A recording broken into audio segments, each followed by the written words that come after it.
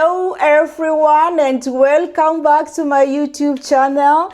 And today I want to talk about the process of becoming an au pair here in the Netherlands. On my previous videos I talked about the requirements when you want to become an au pair, and again I also talked about the process of becoming an au pair, and in that case I gave an example of the Iceland as a country. And the reason why I decided to talk about the Netherlands is because the process is totally different from the other European countries. So just let me mention some of the requirements I talked about.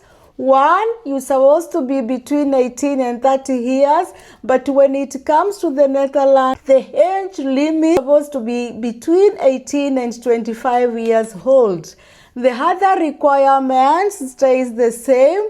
That is, you are not supposed to be married, you're not supposed to have children, at least you should have English speaking basics, and also you should have some skills when it comes to taking care of children. And again, there are some documents if you want to become an au pair here in the Netherlands. It's a must to have those documents, and I'm going to mention them.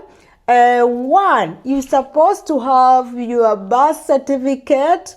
Second, you're supposed to have certificate of no impediment. That is the certificate to show that you are not married. Of course, you're supposed to have your passport, and because you definitely use your passport when you are traveling. Before I start the process, if you've not subscribed to my YouTube channel, please do so, because you know the goal of this channel, and I will appreciate so much if you leave me a comment if you watch till to the end, and by doing that, you know very well you will have helped me to continue achieving my goals, which is to start the Girls Education Foundation to support those girls back in my village in Kenya. So there are two ways you can become an au pair here in the Netherlands. When I talk about two ways, I mean there are two routes, and I'm going to talk about them. The first route, it's similar to what I talked when you want to become an au pair in Iceland. If you have all the requirements I mentioned, what you're supposed to do, you Google, and you search for the au pair websites. For example, if you can register, you can sign up with aupair.com. You can also sign up with a website like aupairinternational.com. There are so many. Just go and Google and search for au pair websites, and definitely you will get them, and you can go ahead and sign up. Once you do that, you're supposed to upload your profile, that is your photo, and then again you're supposed to write a letter, introduction letter. Remember, as I said on my previous video, you are selling yourself. So this introduction letter to the host, it's supposed to be in good order, because they're going to read it, and according to that, they will think of contacting you and start the process of checking if you are going to match with them. So it's very important always to make sure that you write a nice letter. Once you get a host family, they are going to contact you, and then after contacting you, you are going to schedule for an interview, which I said this interview is supposed to be done through video call. Never accept to do it through WhatsApp. Always make sure that if it's through WhatsApp, then it's going to be a video call, because sometimes there are people who pretend to be hosts and they are scammers, and you never know they might end up scamming you. So it's very important all the time when you have matched a host family and it reaches a point of having an interview with them, you request them to do through a video call. And also, if it's a man and a woman, you make sure that they be there, two of them. Don't accept one parent to come and contact the interview with you. Once you contact the interview and it is a success, and the next move you're supposed to do is to look with your host a legal licensed agent here in the Netherlands. Definitely also you can go and Google and you can look for more information from IND. IND means Migration Naturalization Services. All the information about immigration, permits, visas, you will find them there. And once you identify the agents and you present your case, now from there, the agents is supposed to take care of your process. They are going to draft for you the contract whereby they are going to send to you, and the other part they are going to send to your host, and you're going to read, and they are going to guide you to understand well. You read and understand well what is entitled in that contract. So before you sign, they will make sure that you've understood what is in the contract and what are your rights when it comes to that contract, and then you go ahead and sign. And the same case will also apply to the host. They will take her or him through the contract. Once the contract is signed, then agency still goes ahead and presents your case to the IND, that is Immigration Naturalization Service Department here in the Netherlands. They are going to process your request, and this request is supposed to be paid. Who is supposed to pay this request? The host family is the one who's supposed to pay this request, and they are supposed to pay to the Dutch government. And if I'm not wrong, it's supposed to be 425 euro.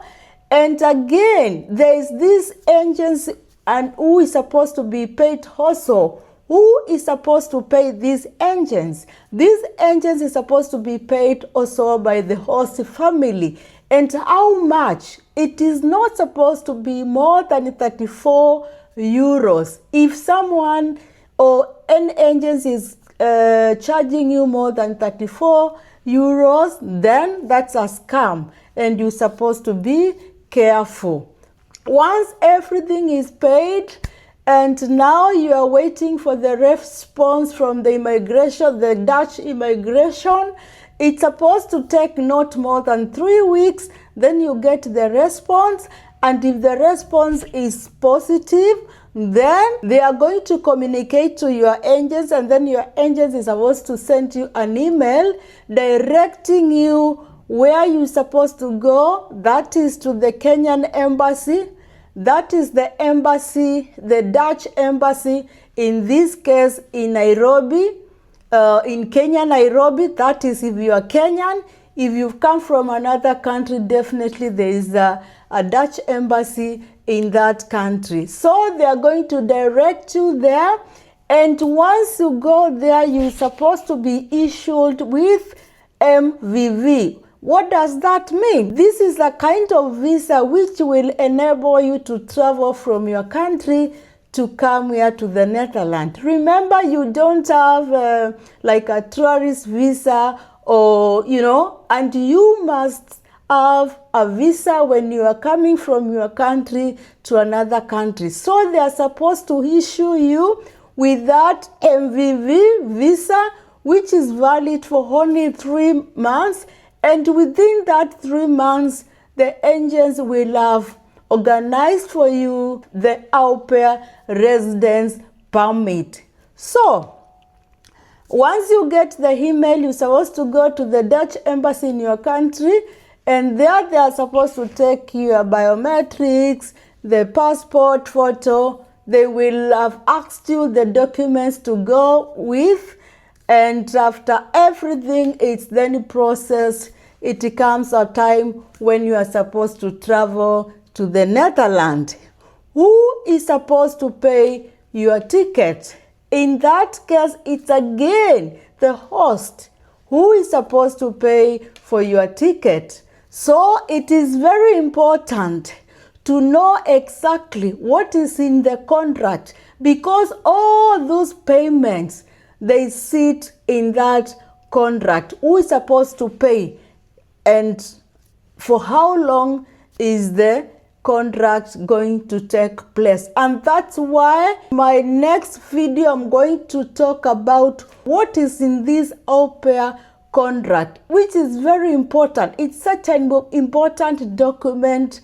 Before you travel to any country, you're supposed to understand your rights. You're supposed to understand how much money are you going to be paid, how many hours are you going to work. So on my next video, that is what I'm going to talk about it. So that is one of the routes you can come to the Netherlands as an au pair.